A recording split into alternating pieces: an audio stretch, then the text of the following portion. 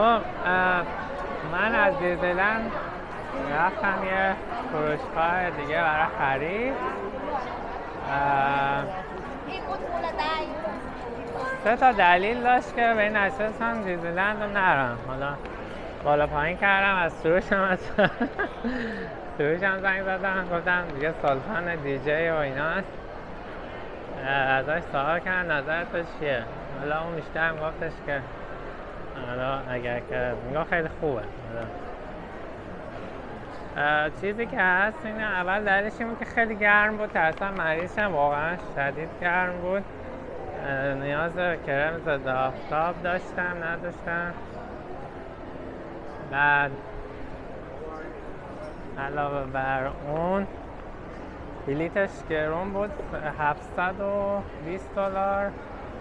حالا خیلی گرون نبود، مثلا نمیارزید $720 برم تنهایی چیز کنم. حالا گفتش که سروش حرف خوب زد، دیزنیلند آمریکا رو میریم با هم، ما که میتونیم بریم.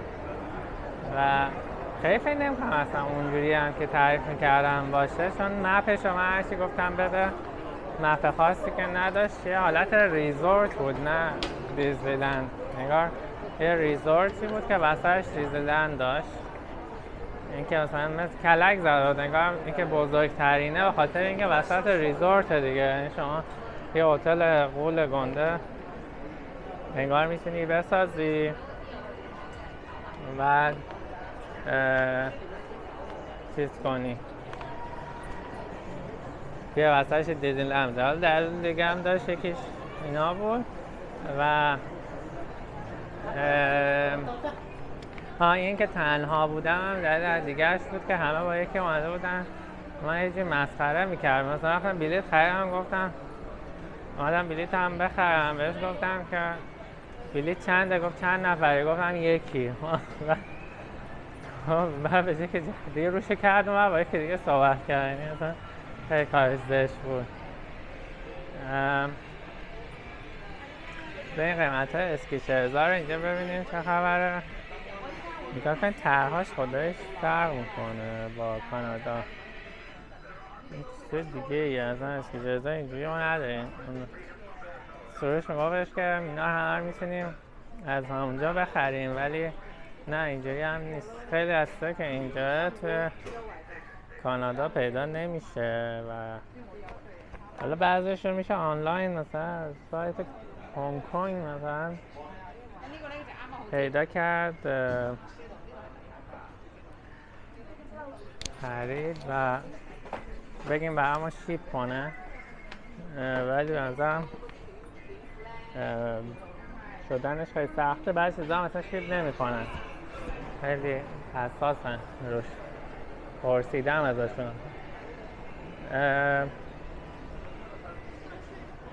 جالبه اصلا اینا من ندیدم، مثلا این چیزی مدل دیگه ایه، حالا شاید خریده.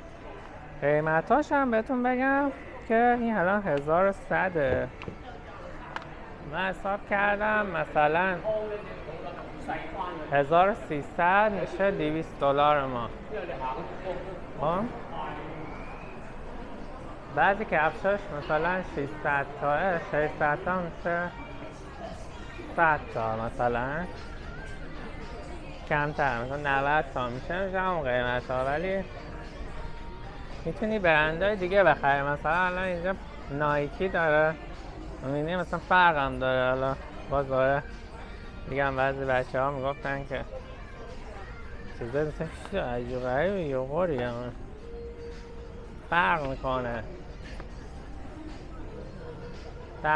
مجرد.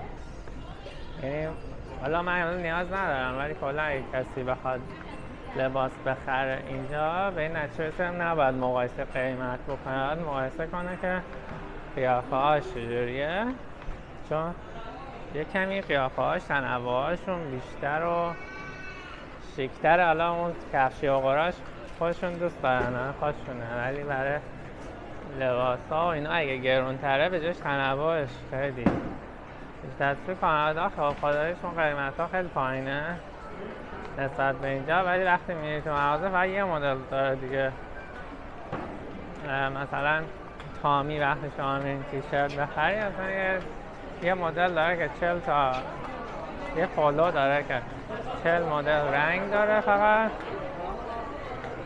یه سری تیشرت همیشه هم آفه 19.99 و ولی اینجا وقتی میری مثلا تامی کلا مثلا 2 تا دونه تیشرت داره از هر مدلی و یه عالم تنوع داره. خیلی از سایزاشون هم اسماله متاسفانه، چون که خودشون اسمالن، بسیار اسمال دارن سایزاشون. حالا اینجا بسن بازی هم داره.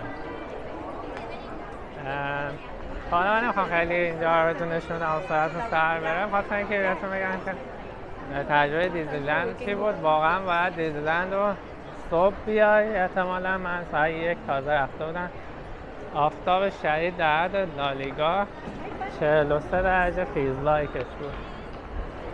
حالا بلیتش هم که قیمتش فرق میکرد روزهای مختلف. این روزی که من آمده بودم انگار گرمترین روزش هم بود، وسط هفته $600 بود، مثلا آخر هفته 750. میگم قیمتش خیلی چیز مطرحی نبود، ولی کلا برای اینکه بدونید تیر 1 و 2 3 و 4 هم داشت که ما داریم راجع به تیر 1ش صحبت میکنیم. بستنی و یه چیز دیگه هم که میخواستم بهتون بگم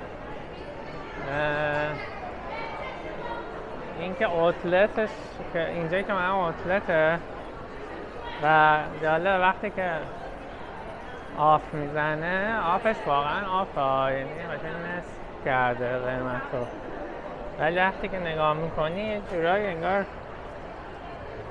نمیدونم، شاید من فکر میکنم احساس کنم که جنس‌ها کمی چینیه.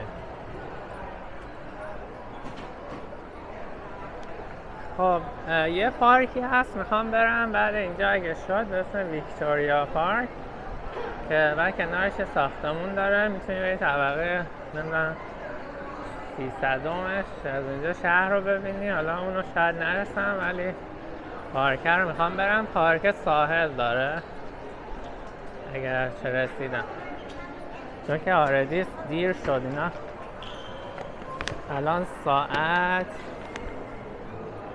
3 بعد ظهره، تا اون پارک 2 ساعت با مترو راهه. یه چیز دیگه می‌خواستم بگم سرعت قطاراشون خیلی بالاه. یه قطاری دارن 350 کیلومتر سرعت قطارش، حتی من سوار نشدم، از هنگ کنگ میره چین. قطارهای بین منطقهش 200 تا سرعتشه، 200 تا میره. اینای دیگه شون 135 تا نگاه کردن، خیلی سریع میره. مثلا فکر کنم با اون سرعت 2 ساعت راهه ببینید چه بزرگه. حالا اینجا دیگه کاری ندارم، یه خریدای ریزی بکنم و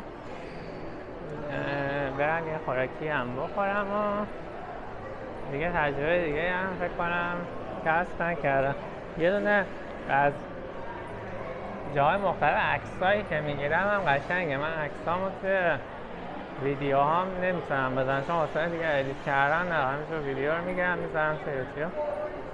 اگر که مشتاق بودید میتونم عکسایی که گرفتم هم براتون بفرستم، مثلا بعضی از غذاهایی که خوردم یا بعضی از جاهایی که مثلا از نظر معماری دیدم.